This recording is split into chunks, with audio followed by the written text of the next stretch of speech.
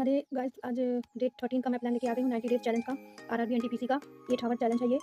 90 days तक चलेगा आपका। अप्रैल में ग्रेजुएशन लेवल का पेपर और जो 12th लेवल का है वो आपका मई जून तक का होगा। तो डेट एग्जाम की आ गई है, तो उसी के अकॉर्डिंग तैयारी करना है। हमारे पास बहुत अच्छा टाइम है। अगर सही से भी पढ़ेंगे, जितना भी पढ़ेंगे, तो हम लोग अच्छे से तैयारी कर लेंगे। बट रोज पढ़ना है। प्लीज़ राइटिंग पे ध्यान मत दीजिएगा ज़्यादा, क्योंकि आज मेरी तबियत थोड़ी ठीक नहीं थी। सॉरी, इसलिए मैं चाहती हूँ, इसलिए मैंने ऐसे ही याद लिख दिया है शॉर्ट फॉर्म में।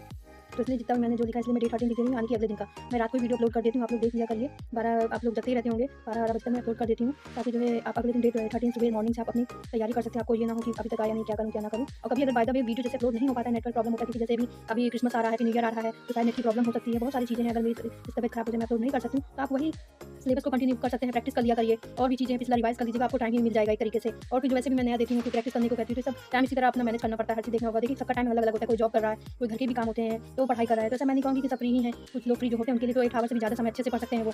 ये उनके लिए भी मैं टाइम इसलिए इस तरह बता देती हूँ, ताकि जो बिजी हैं, जॉब कर रहे हैं, घर के काम करते हैं, तो उनको उसमें आसानी होगा, ताकि वो अपने अच्छे से टाइम मैनेज करके पढ़ सकें। आज मैं थोड़ा डाउन ऊपर भूल गई थी, मैंने नीचे डाला है। Nothing is easy when you are lazy, everything is easy when you are crazy. अगर आप लेजी करेंगे, आलस करेंगे, तो कुछ भी ईजी नहीं है। अगर आपने सब कुछ करने को ठान लिया है, कर लिया, तो सब कुछ आपको क्रेजी की तरह लगेगा। ये सब कुछ कितना ईजी है, कितना अच्छे से मैं कर सकता हूँ। बस करने की ही देरी होती है दोस्तों। इसलिए मैं हमेशा कहती हूँ, करिए जरूर। ये मत सोचिए कि कुछ होएगा नहीं। थोड़ा थोड़ा बूंद बूंद से घड़ा पड़ता है। 90 डेज का चैलेंज है, एक्सेप्ट कीजिए उसको, थोड़ा थोड़ा फॉलो करिए। शुरू करते मैंने हमेशा कहा, टेबल क्यूब स्क्वायर, इसको रिवाइज करिए, फिर प्रैक्टिस करिए। ये आपका रीजनिंग में, मैथ में, सब में काम आता है।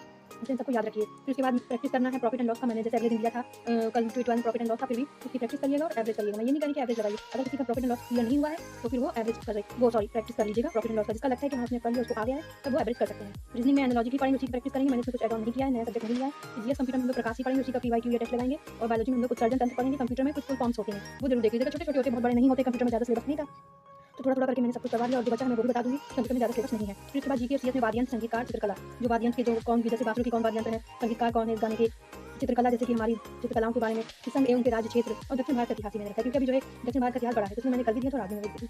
तो ये पॉलिटिक्स का है, इसीलिए मैंने बस ओवरऑल इतना दे दिया है। आप प्रैक्टिस कीजिएगा, पीवाईक्यू जरूर लगाइएगा और रिवाइज जरूर कीजिएगा। रात मैंने हमेशा कहा है, ये ट्रिक ले लीजिए या टिप्स ले लीजिए या कुछ भी आप समझिए, ये एक मैजिक की तरह काम करेगा। रात को जब भी सोइए, जितना भी आपने पढ़ा है, आप सोने से पहले 1 घंटा जैसे मोबाइल का रूटीन बांधा है, तो रूटीन मोबाइल का नहीं, पढ़ाई का भी मोबाइल का रूटीन बांधिए। पढ़ाई का रूटीन कोई नहीं होना चाहिए। तो इसी तरीके से मैं यही कहना चाहूँगी कि जितना ज़्यादा हो सके, जितना जल्दी हो सके, अपने सोने से पहले 1 घंटा सब कुछ रिवाइज करने वाली जो चीज़ें हैं, उनको याद कर लीजिए। बाकी प्रैक्टिस करने वाली चीज़ें आप प्रैक्टिस के टाइम पे करा करिए।